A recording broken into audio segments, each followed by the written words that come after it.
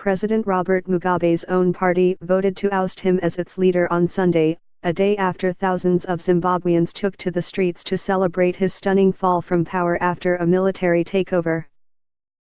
The governing ZANU-PF party, which held emergency talks at its headquarters in the capital, Harare, to consider the fate of the president who had ruled for 37 years, appointed the previously fired vice president, Emmerson Mnangagwa, as Mr.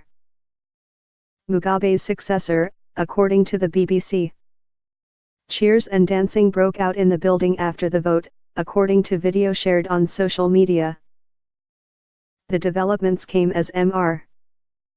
Mugabe was set on Sunday to meet with the military commander who had placed him under house arrest, in a bid to negotiate a dignified departure, the state-run broadcaster said. The downfall of the 93-year-old autocratic ruler began with a military takeover on Wednesday.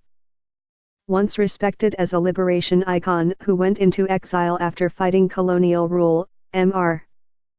Mugabe became isolated from fellow party officials.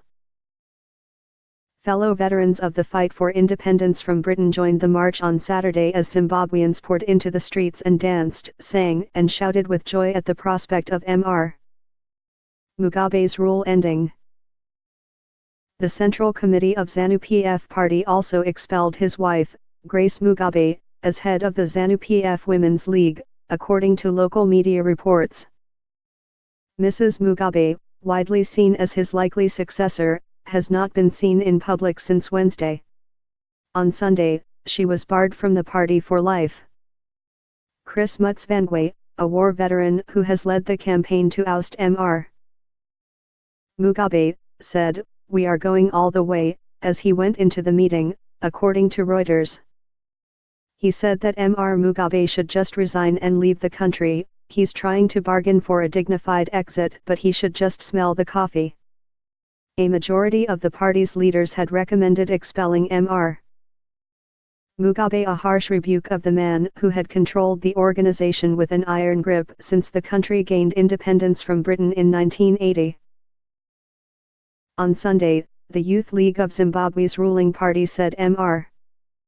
Mugabe should resign and take a rest as an elder statesman, while his wife should be expelled from the party forever, the Associated Press reported.